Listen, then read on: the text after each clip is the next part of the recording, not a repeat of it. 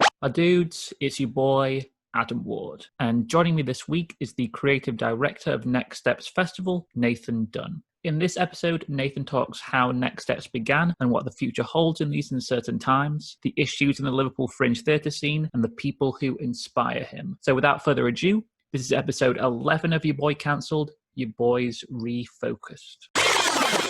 Hello, I'm Nathan Dunn, and you're listening to Your Boy Cancelled with Adam Ward.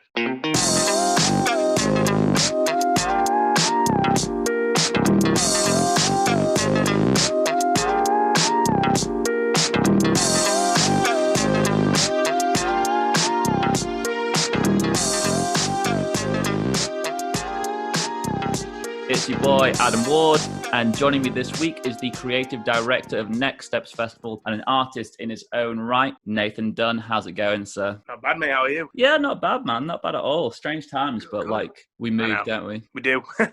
This is your boy cancelled. Nathan, what are you cancelling? I feel like such an old man for this, like a proper cynical old person, but I'm cancelling any sort of content on social media that's like so basic and obvious, getting mad numbers and like loads of retweets, whatever. Like it's something, it sounds so like cynical and sour, but like the one that got me most recently, I saw this yesterday, I was tweeting about it. Like, there's like that trend where people tweet something, it's like, and they finish it off by saying, "Or are you normal?" As if like whatever's happened to them is not normal. And by proxy, or not by proxy, by result, everybody ends up then like retweeting it and like favouring it. And everyone's like, "Oh my god, I did that too." But like, it's always the most basic shit. It's like, "Oh, did anybody ever like Joe used to go to the park and then like be good when you came home, or are you normal?" And it's like fucking 250,000 likes, and I'm sat there banging my head against the fucking wall. Like, it's such a stupid thing. It's like so I'm really into Simpsons memes. And I'm like on like loads of different Simpsons meme pages, and like there's sometimes I'll make a meme that I think's gold and it'll get like 20 likes, but then I'll see another meme that's terrible and it'll have like thousands, and I'll just be sat there like, how has this got so many likes when it's so basic as hell? Literally, I think it's part of the mechanics of it though, like, particularly in like the past sort of 5 to 10 years when like social media influencing, but even like people, obviously like you see it with like Paddy Power and loads of organisations now and companies, they have like a social media manager that like obviously becomes part of the brand and all that sort of stuff. And like even with Lad Bible, when they obviously turned away from doing all the like quite horribly like sexist stuff where it's just like women with tits out, whatever, like when they started to be a bit more of a neutral brand, like all the meme pages and they all jumped on the bandwagon. But I used to look at it and I used to always think, and it was no arrogance of my own, I wasn't sat there thinking that, oh, I'm dead clever or special or funny. But like the content was always so basic and so predictable. That was the thing. It's so predictable. It's like a formula. I used to sit there and go, I could do that so easily and just fucking make like however much money they're making off of it. But then obviously like I'm sure it's much more complicated than that when you're actually in those jobs. But I look at some of the content and I'm like, anybody could do this. Anybody could do this. Oh, completely. A lot of it's just right time, isn't it?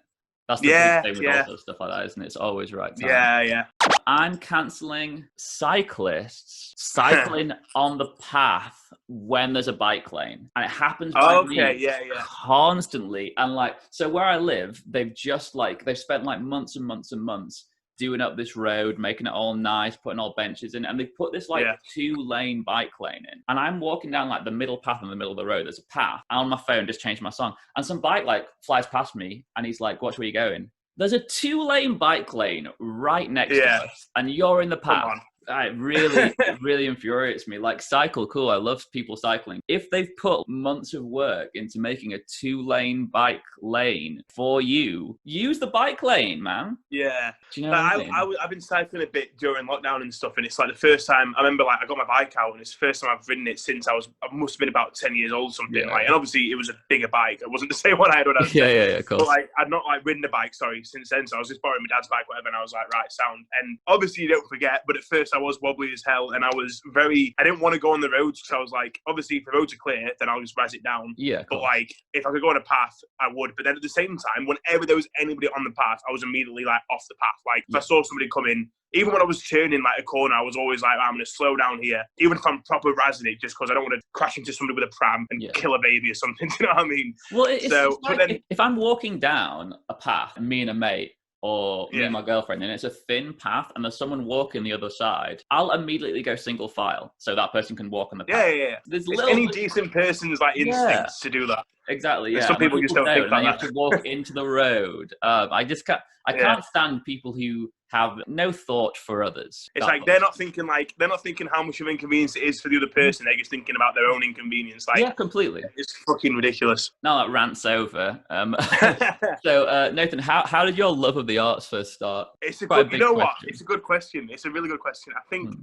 And it's funny, because I've never actually thought about that until now. Yeah, because I was thinking when I wrote that question down, I thought, where did it start for me? Like you have to give it a lot of thought. If I'm being honest, I'm not going to pretend that like I had some sort of like artistic impulse like deep inside me. I think like if I'm being honest, like, of course there's like loads of elements to do with the arts that I find incredibly attractive. But I think particularly from a young age, at least, a lot of my interest in it, I think, came from the fact that like I wanted to be noticed. Like, I wanted to be seen. I can't remember how old I was, but I remember my mum once. I think she was sort of saying I was a bit too old to be playing with toys or whatever, and like I was still a kid. Like I wasn't like 13, but like yeah. But then I just had this imagination where I was like, these toys could never get boring for me. Like, in my head, I can never get bored of them. So I think it was a combination of that sort of wanting to be seen. I'd be lying if I said I wasn't an attention seeker, but at the same time, I never craved it. I never needed it. It was just like, I enjoyed it. Do you know what I mean? Yeah. Because like I think sometimes there'd be times where I'd be very comfortable. I was never always like in school plays and that. Obviously, when you're a kid, like it's always quite scary. But like I would never be like, I want to be the lead and I want to do this and that and the other. Like I was never like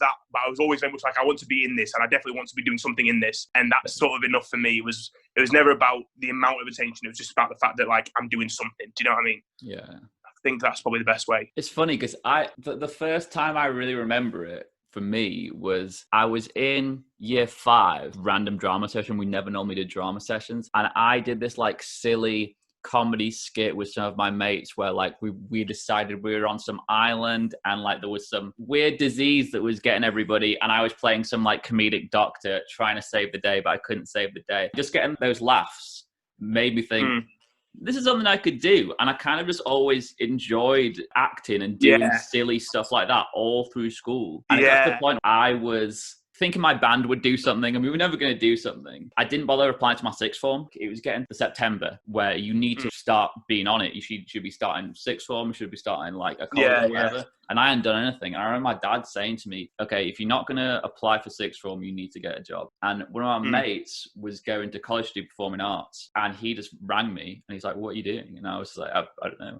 And he goes, well, I'm doing performing arts. Come, show up on the first day, see what they say. And the head of the course was just, I'll see how you are today. Depending on how it goes, we'll see whether you're in or not.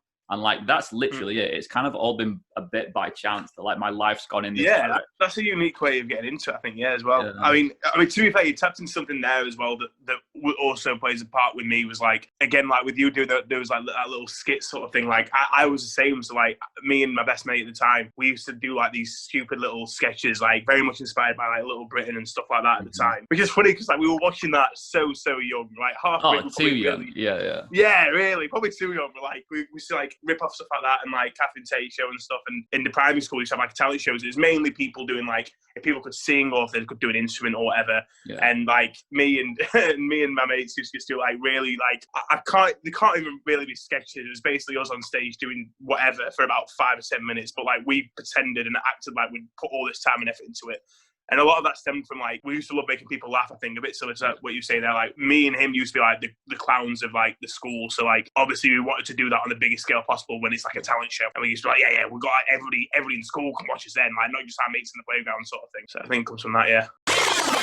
With next steps, what was the thinking behind that? What was the ethos with the festival? I came to university. I studied at John Moores to do drama, and I, for reasons that we don't have to go into, just because it's quite boring and practical, I didn't do drama at A level, even though I wanted to. I always knew I was going to go to drama, to uni to do drama. Always knew that. Didn't do it at A level, so I always felt a bit far behind. But I obviously still went, and I got into the course. And I think maybe because of that, but I think a lot of people who even have done drama throughout their entire life at like youth level, and then obviously at sixth form, whatever. I think a lot of those people probably feel similar. But I felt like uni was great. You get all this optimism and all this training and all this preparation for, in theory, nothing. And what I mean by that is there's not that, to use a fucking name of it, there's not that next step. Like after uni, that's it. And there's quite a lot of focus sometimes put on by tutors, and it's not just a tutor's responsibility, it's everybody else in sort of that environment, that sort of arts bubble. There is sometimes a focus and a reminder of like, you need to, at this stage when you're done, you need to, make your own breaks and crack on and go do it yourself. No one's going to hold your hand. And I'm all for that.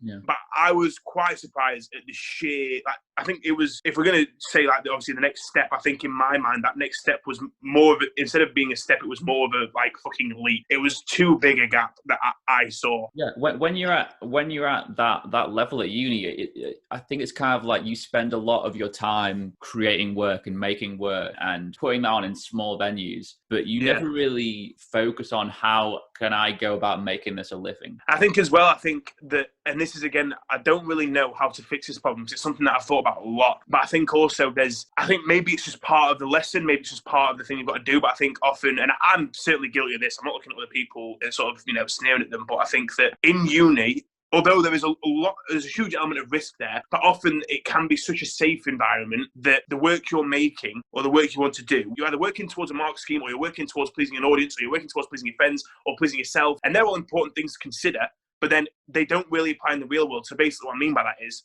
I think the work that you're making in uni often would never be the work you would make outside of uni for all those different reasons. It could be curriculum based, it could be to do with your own desire to, I want to make this sort of work, and there might not be a market for it or people might not care. There's loads of reasons why, but I think that's also what kind of leaves people a bit hung out to dry when it comes to graduating. Yeah, because I feel like now if you want to get funding or a backing from a company or arts funding, you need to have a reason behind the work you're making. It can't just be, I just want to go and make this fun show that I think people will enjoy. It needs to be, what's your demographic? What's the overall message of your piece? How are you going to make this work for a community? And all these kind of things need to go into it. Sometimes when you're just going and making work and putting shows on and doing the shows that you and your mates will like, you don't really consider those are things you really need to give a lot of thought to. Yeah, I think it's a shame. Because I remember being told by somebody who's worked in the arts for a long time and has done it at every level. And he sort of reminded us, I was going through a planning thing and I was sort of thinking about, what sort of work do we as Next Steps Festival be like? What sort of work are we looking to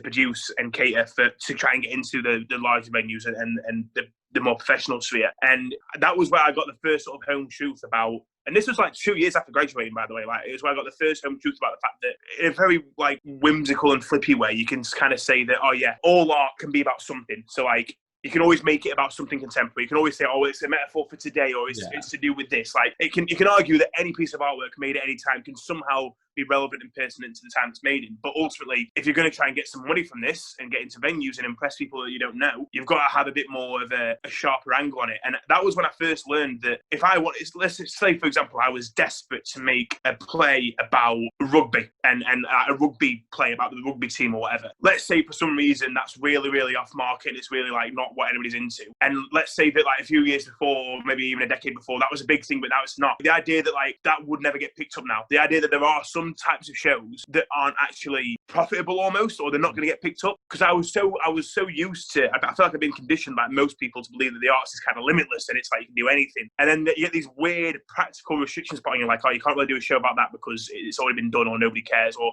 you can't really do a show about that because it's past it. Like in plays that I've written, I struggle to get cast sizes down. So the most recent one I'm working on has got 5/6 characters, which is still quite a lot. Before it was like 12, and I remember being told like you can't have that many actors, and I'm like, why? Like I'll just get more actors. You know what I mean? Yeah, no, it's, and then it's you consider it in the sphere of the professional world, it is like you're not going to get anywhere with that. And that's one of the issues with the work you make at kind of uni and drama school level. Because exactly. You have to make work for big casts. You have to make this work where, okay, you've got to get 10 people in this and everyone needs to be marked to an equal degree. So these people all need to have substantial roles. Whereas if you go out and you speak to a theatre programmer, they'll say to you that you need to cut this cast in half minimum. And you need to cut this show down from an hour and 40 to 50 minutes to make it a festival. Yeah. Otherwise, you're not going to do anything with this. And those are the conversations that you have with people when you really get rocked down to earth. That was cast of 10. And I went to go speak to a theatre about it. And that's what they said to me. They were like, you need to cut this cast in half minimum. You need to cut about 40 minutes minimum from this show.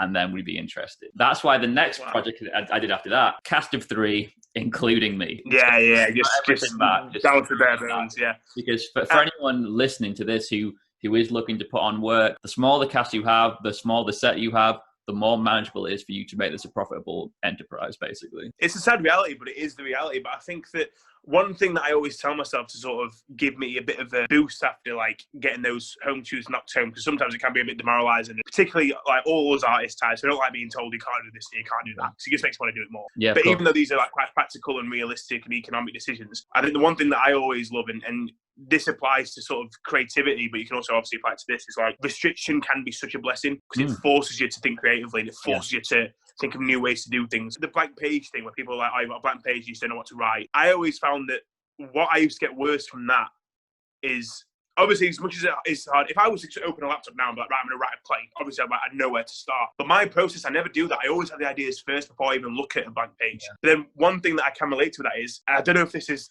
might be one of those "are you normal" tweets I could put out, but if I was ever bored, you know, if there's like nothing to do, maybe like you've got a train and your phone's dead, and you might have a book in your bag, and you might be like, I'm just going to draw something. I don't draw myself personally, so I'm just going to draw something. And I put like a piece of paper in front of me, and like, in theory, I could write or draw anything that I want to do, anything imaginable, I can put on that piece of paper. But because of that, I end up just doing like squiggles or whatever. It's too much to comprehend. So sometimes it's like, you know what it's like? It's like when you don't know what to watch on Netflix. Yeah, it's that same sort of thing. Sit there, like there's so many options, there's so much choice for me, but I can't think of anything to watch. Yeah, I think with me with writing, if ever I've gone into writing a project where I want to write about this specific thing, like this theme is what I want to write about, the writing's always been terrible. When I've just gone, here's some weird general idea of where we are, here's some characters, and then I'll write from there, and the themes kind of come out of that writing. I know everyone's got a different process, but that's always what worked for me. Like, and then writing a piece and kind of from my own subconscious, it'll end up being like, okay, cool. Well, this piece is actually about equality, or someone will say this to me, or they'll say, oh, this piece is actually to do with bereavement. You don't think about it as you're writing it, but kind of subconsciously, these are the things that come out of you as you write, and then you can hone in more on those things. Absolutely. No, I agree with that totally, because I think that I'm very much one of those writers where I feel like, if I'm being honest, I'm in a position where I've not entirely figured out what my process is.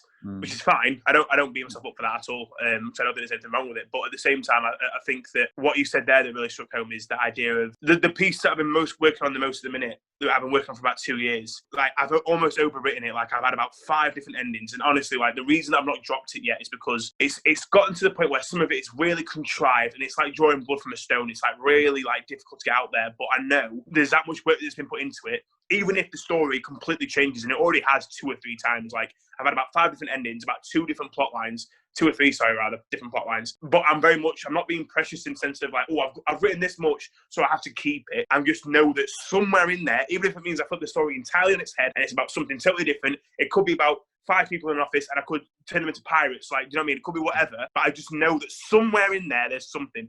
I've just got to figure it out. But as you said, though, the more that I try and figure it out, the worse I get, and the more that I just sit there, I'll spend an hour like editing about 50 words and I won't make any progress, and I'm like, I've not got anything. But then again, where my ideas flow is if there's ever any projects I'm just doing for fun or for an exercise or I'm not thinking about, it comes much quicker, and often it's better as well. It's better work. And I know that the next sort of big project that I start to write, that's like going to be like sort of a straight play, I'm very conscious of the idea that I'm kind of going to be really loose with it. Like, I might just even write a full sort of, I say full thing, like write a half an hour version of it, but just go from 0 to 100, just get all the ideas out without even thinking about whether it makes sense. You know what I mean? Just get just write and then see what happens, because the more that I think about it, the more that I strangled work, and it just doesn't come out any good. And then not to mention as well, I was thinking, as soon as you're in a rehearsal room, you end up changing so much of your work. Oh, yeah, of course. So much of your work. It was like with that show, we changed loads. The last show I did, we cut loads, changed things. It's like one piece that I did, it was live streamed from this theatre in Wales last month, and I just sent the script off, and I'd never seen the company do it. And when I was watching it, there was so much of it, I just thought, I changed this, I don't like this. Yeah. This. Why are they doing it like this? It's not supposed to be like that. That was the first time. Did you have much communication with them during that process, though? Was it very much here's a script, you just do it? Yeah, basically, yeah. And that's the first time I've ever done that. And more or less everything else I've done, I've either directed it myself or have some kind of hand in it, or I've done music or something. Yeah. The first time that I've just let a company take my work and just do with what they do with it. Ballsy.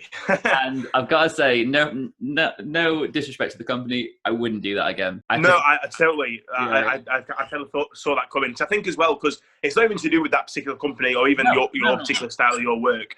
it's very much like the same way that if you have total control of your work, odds are you will suffocate it and it won't be as good. Yeah. Naturally, that's why the benefit of the rehearsal room is people throwing ideas. You give actors an autonomy over their characters and they can have a say. And it's all within reason and it's all negotiation. Like, it's all negotiation. That's the key thing. But likewise, the problem with doing that process there is that company then takes full control. And again, that negotiation is lost because even if it's a case of they just like speak to you and explain their ideas and explain the thoughts, like it's not about who has the more say and who has the less say. It's just about making sure both voices are heard and there's a negotiation and the best outcome for the work comes from it. You don't want to hand your kids over to a stranger. Yes, exactly. You know what I mean? If you'll happily let your kids stay with your aunt and uncle. They'll have a good time. They'll enjoy themselves. You know, you've got that relationship there. It's all cool. Yeah. But you don't want to hand it over to a stranger because you don't. Yeah. You're bored. Cancel.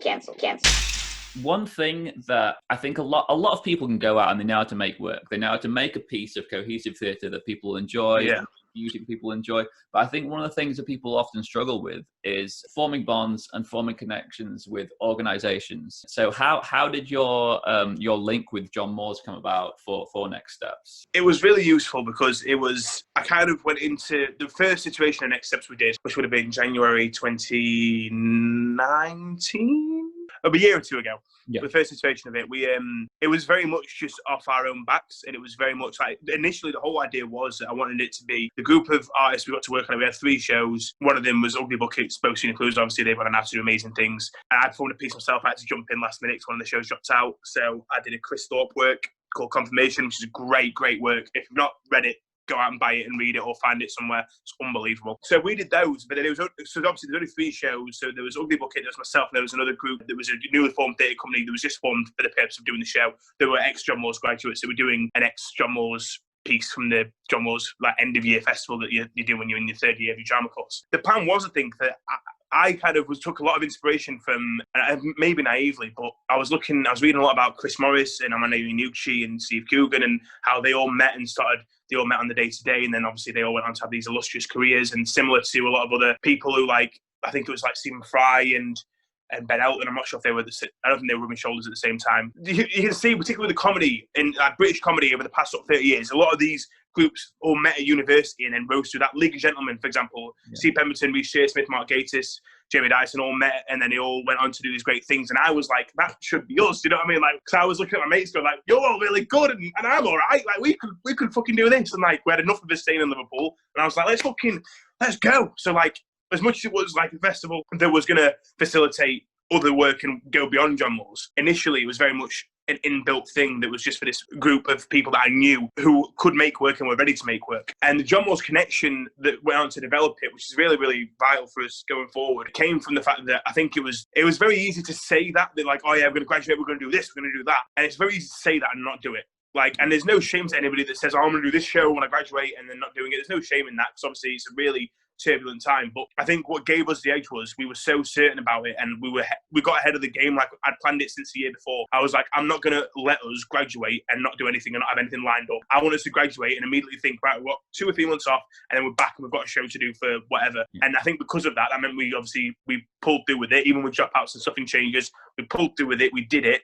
And I think that caught the attention of some of the tutors there that were kind of like, they are serious about this. Like, they're not just doing it because they want to do a show for fun. They're quite serious about wanting to further their careers. And obviously, it's great to see Ugly Bucket doing so well from that as well. And then from that, that was when they kind of stepped in because they had plans of their own that will, obviously COVID's done everything in the air, so I don't know how that's going to work out, but there's hopefully going to be a lot of positive change within the Liverpool theatre community that will address particularly this issue of, to speak bluntly, the issue of there being vast quantities of work that maybe aren't up to scratch, and the fact that there's also, and I think you could argue that is maybe a cause for this as well, that huge gap between being amateur to even semi-pro or professional theatre makers and not having the connections and not getting the opportunities. John Moores, they've allowed us a space, they've allowed us the venues, they've given us some mentoring and putting us in the right direction and got us speaking to certain people and individuals. Obviously, that's the partnership that will continue. COVID's got in the way of everything, but obviously when we come back, it'd be great to see what the next sort of version of it will achieve. I think that is an interesting point, isn't it? That this idea of kind of drawing where the kind of hierarchy is in a way of community theatre, professional theatre, like amateur theatre, and like where does that all sit? And I think when it's all kind of under the same umbrella, you kind of don't really know what the line of quality is within the Liverpool Fringe scene. Yeah, no, of course. I think it's a shame because you always need honest feedback, and like you'll always know that, because this is the thing. If you were to go off, obviously this is not always the case, but if you were to go off the vast majority of individual feedback you'd hear from somebody that you know, and also a lot of the reviews that get thrown about for a lot of the community theatre shows in Liverpool, you would think that every single show that's ever happened for the past 3 years is the best thing ever. It's great to be supportive, but it's like, is that true? Do you know what I mean? Like, yeah, if that's true, there are times when you'll, I mean, and it's all subjective, isn't it? We all think differently about pieces, but there are times when you see a piece that you know isn't a 5-star show, but it's getting 5-star reviews. I can't really say this about other people because who am I to say what their intentions or what their ideas are about their own work? But for me, I feel like some of these shows are very clearly done for the fun of it, and they aren't too concerned about their craftsmanship, I would say, their craftsmanship. And what I mean by that is that's where, obviously, all art is subjective, as you said, but then obviously you can tell a well-constructed piece of music to a maybe not well-structured piece of music, and you can do the same with theatre, and you can tell, it's like, you know, when I talk about craftsmanship, I'm talking about technique and all the sort of boring stuff you learn at uni, but the important stuff that often makes a good piece of work. And it's not about being perfect at those things. It's not about marking shows like you are a uni lecturer or anything like that, but it's a case of, because I've reviewed shows before in Liverpool, and I've always felt a bit torn sometimes, because sometimes I'll see a show that's like a community piece of theatre, and I'll sit there and go, if you made it clearer what your audience was, I'd be able to review this a bit more fairly. Because sometimes I think it's very clearly for your friends and family, this show. It's very clearly for the people you know. You're doing it because you can and you want to and you enjoy it. And I think, you know what? More power to you. Great. That's amazing.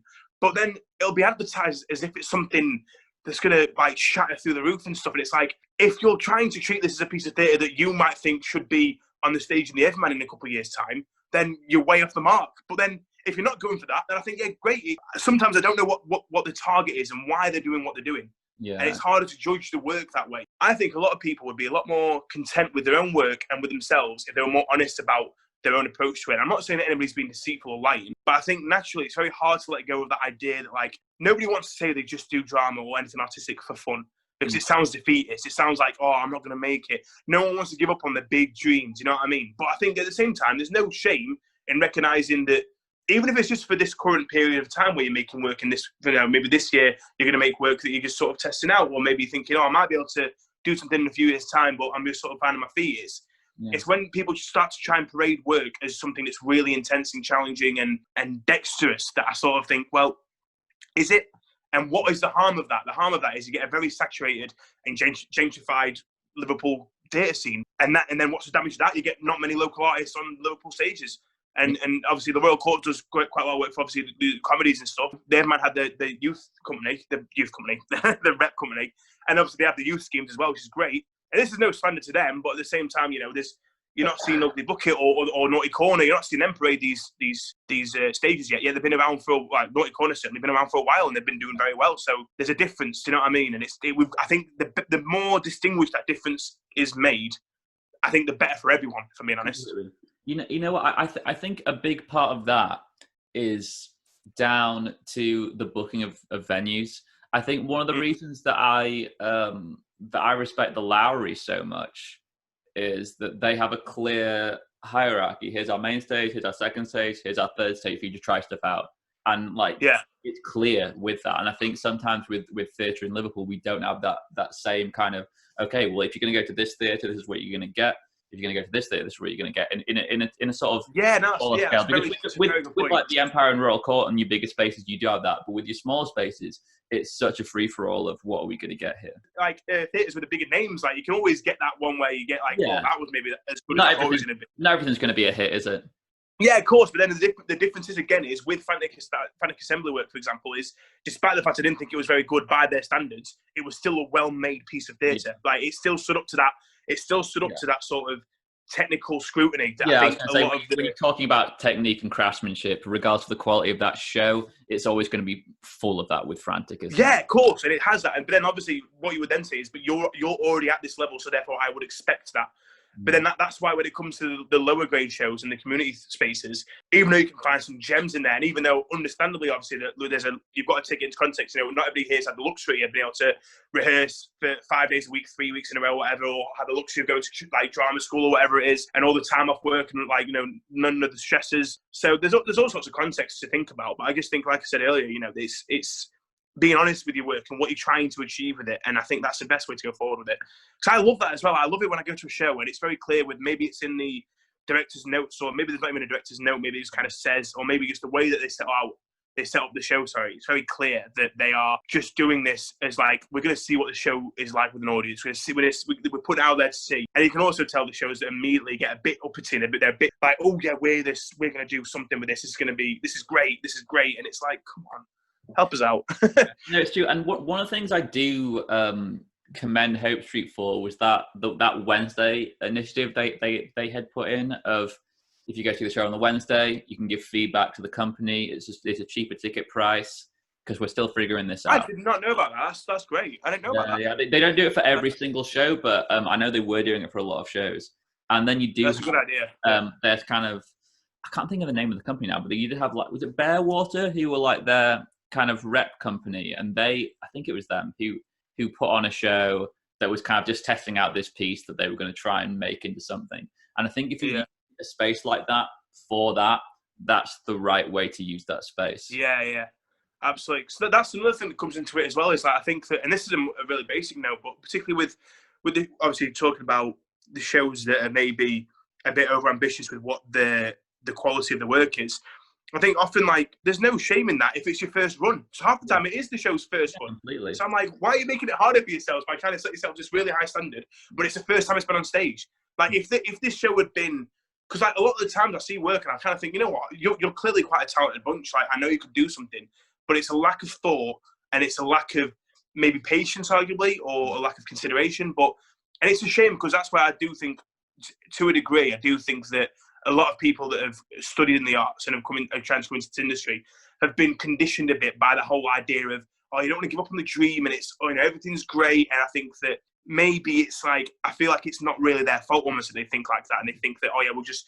hit it and hope. You know what I mean? Like, let's just hope we get it the first time, bang on. Yeah, no, completely. And I think the thing is, I think people really need to use the idea of workshopping shows a lot more than they do. Yeah, definitely. When you look at, say, Hamilton, for instance, that show was in the works for 7-8 years before it was ready to have any kind of showing. And I think partially due to kind of the conditioning we have through kind of uni and drama schools and things, we kind of have this idea of, we need to work on this show for this many months, perform it, and then we might not touch it again. And I think that's something that I struggle with as well with when I put on my work, is that, like, I feel like, and I talked about this on another episode, I feel like you put so much time into doing a week run at a venue, and then you might not touch the show again for a year, or if at all. And I think that the end of that run is when you've really found out what that show is and what works with an audience and what doesn't. And by the time you finish that show, you're like, okay, now we're ready to do something real with this. And then you don't do anything with it. Yeah. And that is something that definitely the sort of studying format, whether you're at drama school or whatever, like that, you know, yeah, absolutely. I never really thought of it too much like that. You do a show and then that's it. You move into the next thing. Yeah. And that sort of that discipline of reinterrogating your work, and particularly after showing it to an audience, which is so crucial in the industry, is non-existent. Yeah. And it's such a huge and important thing that I think, and that's why I never really, unless there's an obvious arrogance about it, I never really sort of feel any frustration towards companies that fall into this trap of, you know, assuming their work's going to be like a knockout the first time round. Because I think that it's arguably not your fault that you think like that, but obviously the sooner we can all gear away from that sort of mindset and all be a bit more honest about, you know, we're just trying something out, could be great, could be crap, could be whatever.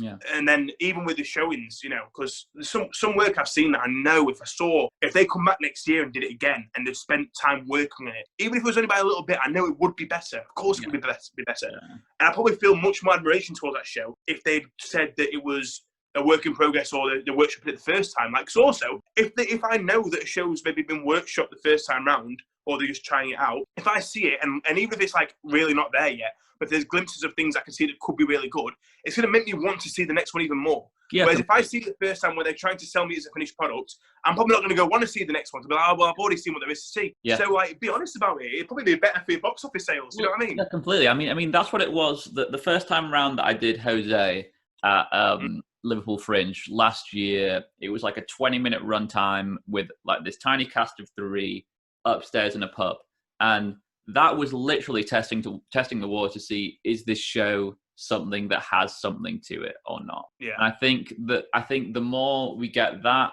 the more we're going to see like an overall improvement of the work in the city.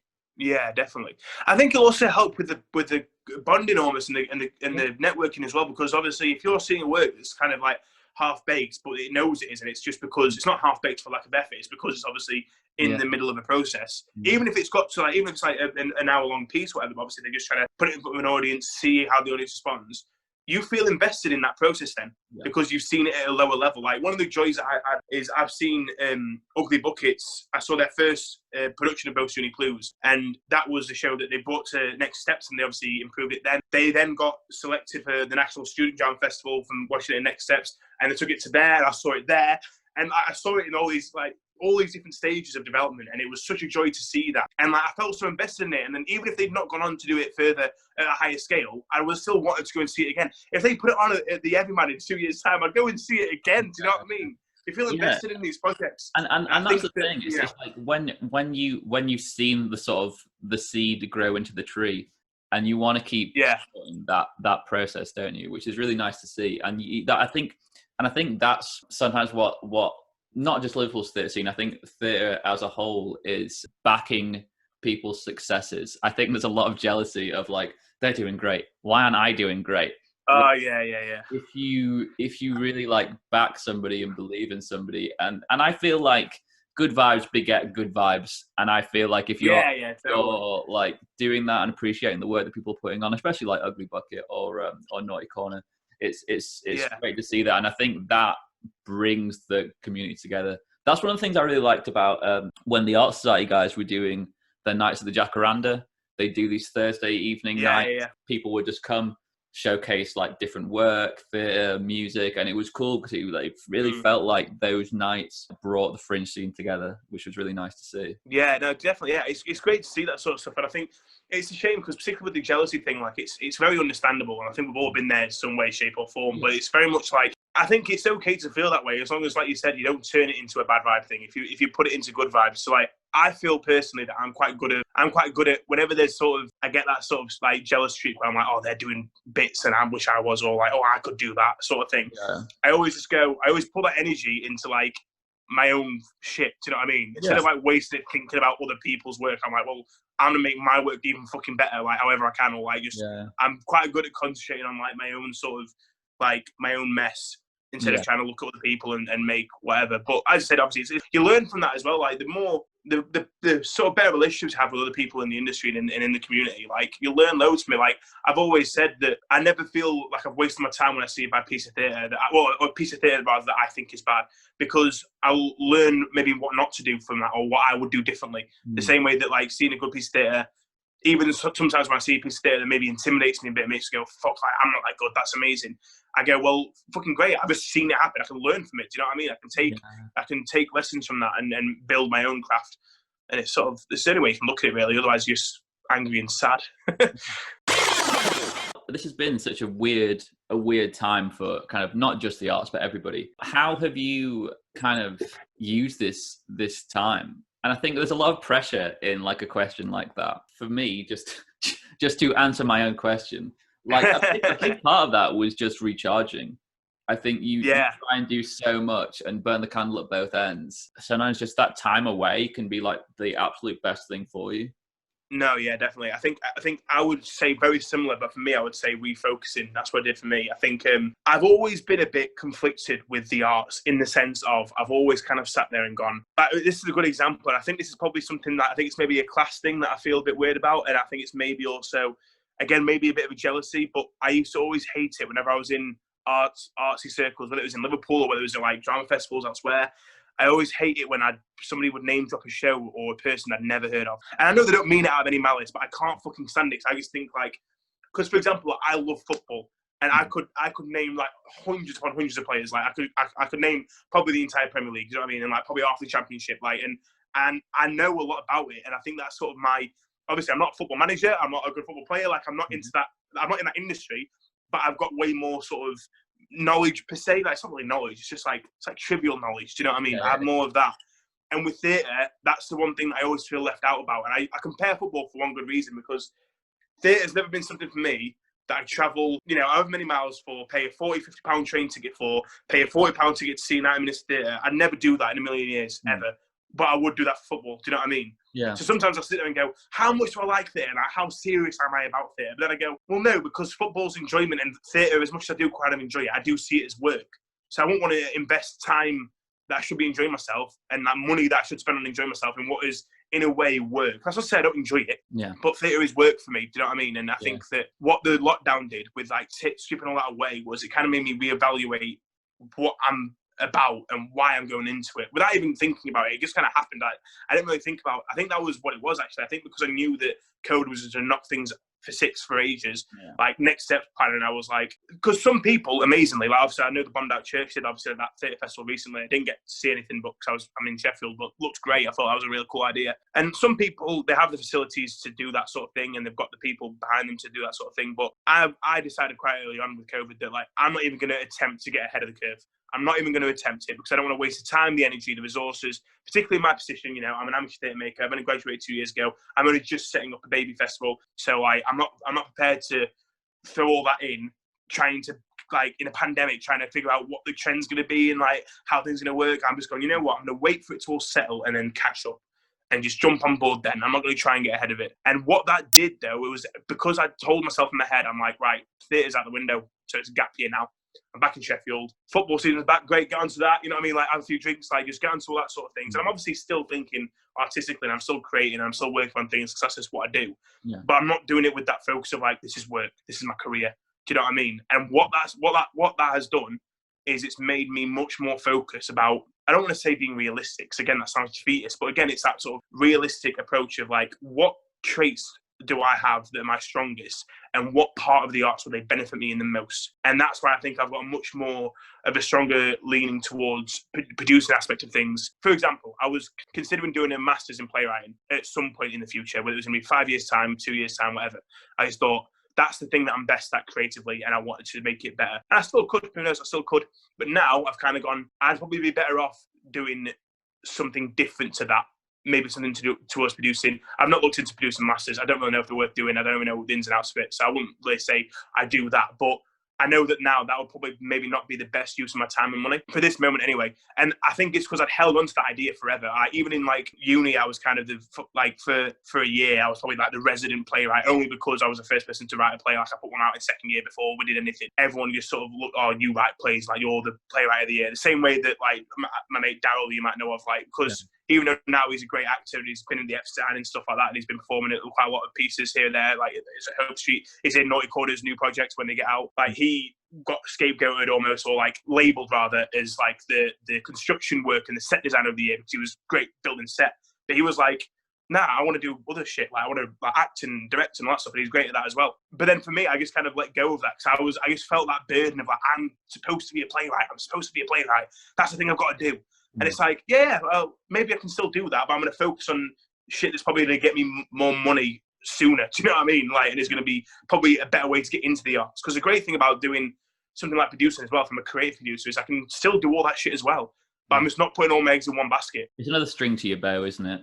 Yeah, exactly. Yeah, you know what I mean? It's like, I don't have to tell myself I've got to be the next, I've got to be Yorkshire's new Arthur Miller. Like, do you know what I mean? Like, it's not about that. It's just about, you do what is going to be the best part to do. I think now more than ever, you kind of need those skills in terms of like how you'd go about booking a venue. Definitely. Like how you'd go about like getting a festival together. And I think those skills, I mean, we can all go and make a piece and put a piece on, but like to have those skills on in terms of actually making a festival and putting all of that goes into it, working with different companies, working with venues, I think that in the long run will probably see you better than just going and putting on a handful of plays. Yeah. Particularly when I fucking rewrite all my work anyway in 6 ages. So like, you know, I may as well just do stuff like that. And I enjoy it. Like, as much as things like that can be quite dull and boring, I love working with artists. Like, I love like being around artistic people, and I love having an opinion as well. I love having a say on things. Like, I often think that, and I think a lot of people think like this as well, but I always think that I have way better ideas for other people's work than my own. Yeah. And like, the great thing about that is like, there's no obligation for anybody to take any ideas of mine at all. But I always like that I can pick apart other people's work in a way that I think would make it either better. Do you know what I mean? And yeah. I quite like it's quite comforting because it makes me feel like I know what I'm doing and I'm learning at the same time. Do you know what I mean? It's just a good thing. Yeah, and I feel like the more you're in rooms with different people with different ideas, that can only benefit you. Who would you say inspires you? I think I've had a few inspirations. I think the first sort of taste of like a theatrical influence I got probably came from the likes of Rhys Shearsmith and Steve Pemberton and Mark Gatiss, Jeremy Dyson, who were the League of Gentlemen. Because again, I watched that when I was young, far too young to be watching stuff like that. But I watched that and I used to love it. And like, they all came from like, League of Gentlemen initially was a stage show. Like, and so obviously, even though it was clearly the television port was clearly made for television, designed for television, they obviously made it work for television, and it won BAFTAs and stuff, and it did really well. I think obviously you can sometimes, and I feel like now sometimes I can watch actors on TV or film before, or like, even if it's like a script from somebody, and I'll often know if it's got like for example the what was that Brexit show called on Channel 4 with Benedict Cumberbatch? The Uncivil War, was it? I can end up watching it. It looked amazing though. Oh, I ended up seeing it. Did you watch it or did you not? No. I remember it being advertised and me like, oh, I need to make sure I watch that. And then, mate, it's so good. I loved it. Yeah. That film though, the Brexit, the Uncivil War, like that was written by a guy who does plays, and like it was so obvious from the watching it. The same with that quiz. Did you watch the quiz on ITV? Yeah. So that was, again, I didn't know, but that was a play before. And as I watched it, I could tell immediately, like, this is somebody that knows theatre. Yeah. And like, and it was weird. I was surprised I could do that. But like, sometimes it's just little things that just point to that direction. And with things like that, I think that I have to say people like the League of Gentlemen, because they had that little flair in them. They obviously inspired me from a young age. I love the comedy aspects of them, particularly the work they've gone on to do. Psychoville is where they try to play with having a bit more of a narrative with the sketches. And obviously they went on to do Inside Number 9, where it was just Rhys Shearsmith and Steve Pemberton, and that was I love really that series. Yeah, that was amazing. Yeah, I love Inside Number 9. Yeah, so like, and I love that sort of thing. I love having, you know, I'm very much. It seems quite generic these days, but I think it's a good thing. I'm very much a believer of like, you know, obviously you get comedies and obviously you get tragedies and you get those, but like all good work tends to have all those features. Like I don't think I could write something that didn't have any of that in it at all. Yeah. Do you know what I mean? You need the light and shade. But I'd say him, yeah. But I think the only other person I would mention who kind of used to open my eyes to the possibilities of what theatre can be was Chris Thorpe, because he works with the National Student Drama Festival quite a lot, and that's when I first became aware of his existence. And then I started to read his work, and I was lucky to see he performed at the Unity last year. He did a show called Status about nationality, which is again amazing. And it's just really interesting what you can do with. It kind of turned theatre into a conversation. It turns theatre into a conversation in a way that I've not seen done before, which I love, because it's sort of I would never want to mimic anybody, but like when I say he's the sort of theatre that I want to make, it's that sort of, I never knew you could make theatre like that sort of thing.